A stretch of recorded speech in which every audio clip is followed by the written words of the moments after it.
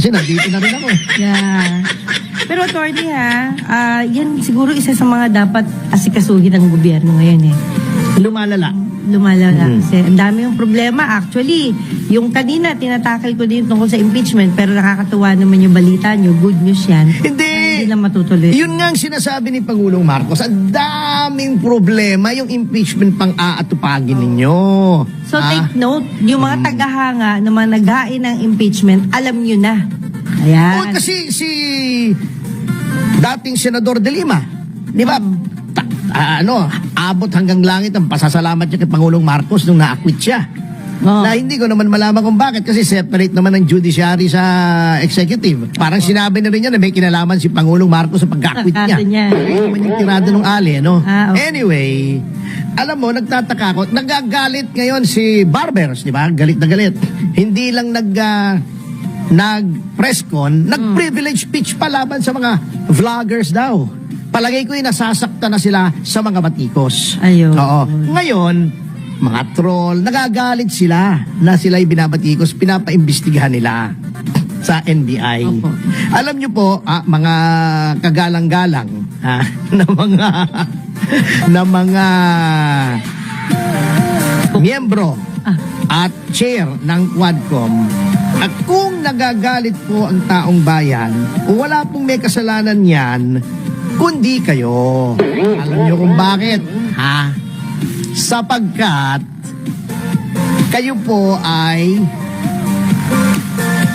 kung ano-anong pinagagagawa nyo nambabastos kayo ng witness. Nambubuli kayo. Sinisigawan nyo ang mga tao roon. Pinapahiya ninyo. Plus, inaabuso nyo yung contempt powers nyo. Ang ginawa nyo kay Atty. Lopez, kay Atty. Roque. Di ba? Puro kabastusan kayo Ngayon, kung nagkakaroon ng backlash ang taong bayan, ay sapagkat nakikita yung kabulastugang ginagawa nyo. Walang pwedeng sisihin dyan kundi kayo. Ngayon, kung tinitira kayo sa social media, kasalanan nyo yan. Kamoting kahoy kayo may unahan pa ito nyo Alam nyo, may PR yung mga yan kaibigan ko. Hindi ko nasasabihin yung pangalan niya kasi sinabi kong hindi ko ibubuking, Opo. Pero nakatrabaho ko itong PR lang ito, babae. Dating girlfriend ng isang politiko rin. Okay. Tumawag sa akin. Sabi niya, attorney, sino bang gumagawa nitong PR ninyo? Kayo daw? Hindi, yung PR, yung mga sa social media lumalabas laban sa Quadcom. Early on pa to Okay po. Nung katatapos ko lang humarap nung kay Cassie Leong, nung pinipigil nila akong kausapin yung kliyente ko. Kita yung kagaguhan yan, di ba? Pipigilin mo yung abogado.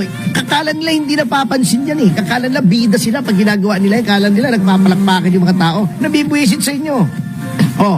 Sabi niya, sino bang gumagawa ng PR nyo? Bakit? Ang dami laban sa amin. Baka may troll farm yung mga pogo. Sabi ko, sige, alang-alang sa'yo, I will find out. So, nagtawag ako, meron ba tayong mga ganyan? Sabi ko sa di wala daw. Sabi niya, paano kami mag-troll farm yung pogo? Yung pinagsasabi nilang funded by pogo. Wala nang pogo Kahit yung pogo ni Remulla sa Cavite, wala na, di ba? Direct na sa dyaryo Sinarhan na. As of November 30. Sabi niya, paano kami magpupondo? Wala nang pogo. Sabi ko sa kanya, alam mo, walang nagpopondo. Bakit ang dami? Sapagkat galit sa inyo ang tao. Kahit anong PR mo dyan, sabi ko sa kanya, kahit anong galing mo, magaling kang PR, mangangamote kayo sa hearts and minds of the people kasi mali yung ginagawa ninyo. Alam niyo yung promo, parang produkto yan, yung Quadcom parang produkto. Dapat maganda na antimano ang inyong produkto. Katanggap-tanggap na sa taong bayan. Kahit anong promote mo, kung yan ay hindi katanggap-tanggap sa bayan, hindi yan bibilhin. Kumbaga, they will not buy it. Hindi nila paniniwalaan.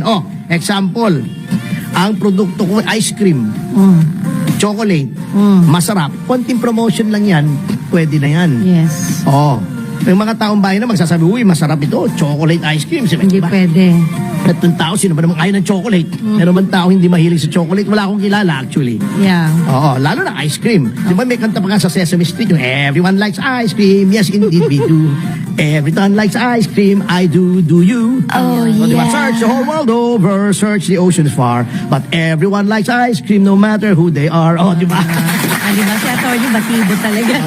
Sesame Street. Sesame Street, Wala pang yeah. patibot nung... Wala pa. Later Hindi, pa. sasabihin ko bata ako kasi hindi ko masabi talaga nung maliit pa ako eh. Opo. Oo, kasi inaccurate eh, fake news, maliit pa ako eh. Anyway, kung ang Yun na. produkto ko ay ipis juice, Ayaw po. di ba? O katas ng alupihan,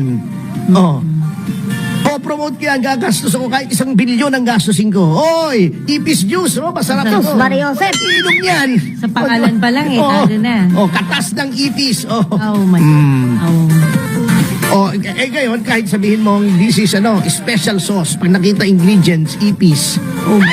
Sinong kakain o alupihan o, di ba, ulalok? Anak ko, naman kayo. Kaya yung kwan, di ba, nagtataka sila? Yung infant food na wala bigla, walang bumili. Paano ang pangalan? Milupa. Yun, pangalan lang yun, ha? Milupa. Milupa, di ba alam mo yun? Yung infant food yun eh. Ang treatment niya, Milupa. M-I-L-U-P-A. Milupa. Naisip ng mga tao, naku, wag yan, may lupa yan. Milupa. Bipakain ko sa anak ko. Nawala yun, nalugi. So, kailangan pala maganda yung choice mo ng title. Hindi lang title, maganda Quadcom. Bago ang produkto mo, si Abante, si Fernandez, si Barbers, si Paduano, si Luistro, si Adyong, si Puting ko yung buhok na nakangiwi. Yung nagkasama ni Delima nag-file. Ang tawag doon sila, magkasama sila ni Delima at saka yung paring adik, nget power pa ang tawag doon. At saka nagagalit si Barber, sinatawag daw yung mga miyembro na pangit. Hindi po yon ay paninira. Nagsasabi lamang po kami ng totoo. Ano gusto nyo sabihin namin? Maganda si Luistro. Di sinungaling kami. Pating na.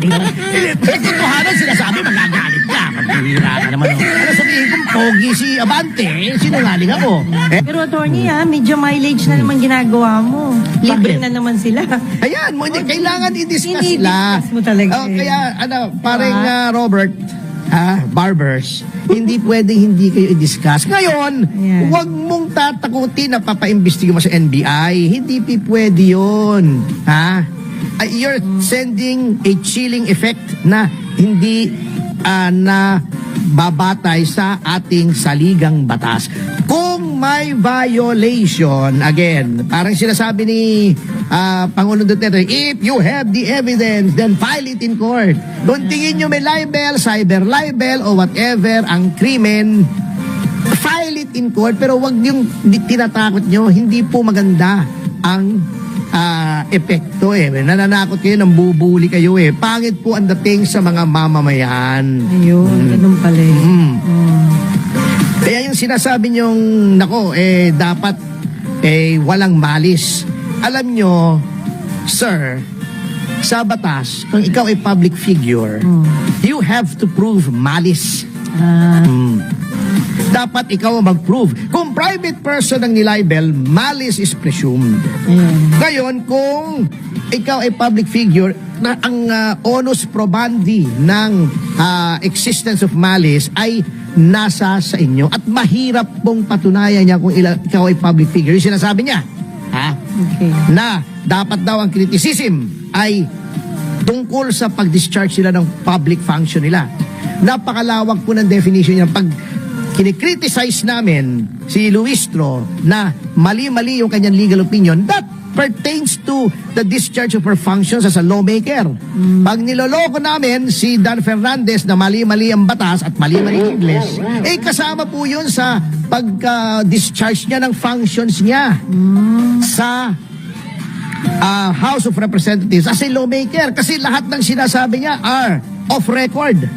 Okay. Nandun yung recorded yun sa journals ng House of Representatives. Pwede kang humingi ng transcript noon. Mababasa mo yung mga maling English niya ron. So, kasama po yun. Napakalaki ng latitude ng batas for criticism of public officials. Kasi pag sinisikil mo ang mga mamamayan na umuna, Diyan lalaganap ang mga abuso. Walang nagkokontrol. Ayun. Mhm.